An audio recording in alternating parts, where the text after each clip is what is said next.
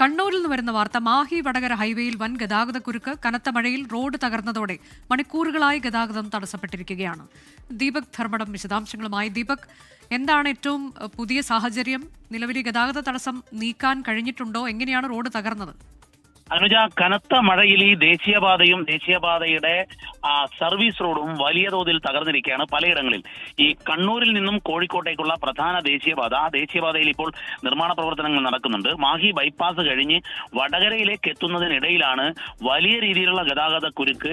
ഈ ഗതാഗതക്കുരുക്കിനെ കുറിച്ച് പോലീസിനോട് വടകര ഡിവൈഎസ്പി അദ്ദേഹത്തോട് ചോദിച്ച സമയത്ത് പറയുന്നത്, ഈ റോഡ് തകർന്നതിനെ തുടർന്ന് പോലീസിന് ഒന്നും ചെയ്യാൻ പറ്റാത്ത സാഹചര്യമാണ്. കാരണം വലിയ വാഹനങ്ങൾ പോലും, പ്രത്യേകിച്ചും ഈ ദേശീയപാത ആയതുകൊണ്ട് തന്നെ ലോറികളെല്ലാം തന്നെ പോകുന്നുണ്ട്.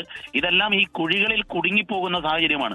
അതുകൊണ്ട് തന്നെ ഈ ഗതാഗതക്കുരുക്കിന് പെട്ടെന്നൊരു പരിഹാരം കണ്ടെത്താൻ വേണ്ടി പോലീസിന് സാധിക്കുന്നുമില്ല. പക്ഷേ എന്നാൽ ഗതാഗതക്കുരുക്ക് മണിക്കൂറുകളോളം നീളുകയാണ്. ഇപ്പോൾ അല്പം പതുക്കെ നീങ്ങി തുടങ്ങിയിരിക്കുന്നു. പക്ഷേ കിലോമീറ്ററുകളോളം വാഹനങ്ങൾ ഇങ്ങനെ കുരുങ്ങിക്കിടക്കുന്നത്, ഇങ്ങനെ പതുക്കെ നീങ്ങുന്നത് മാത്രമാണ്.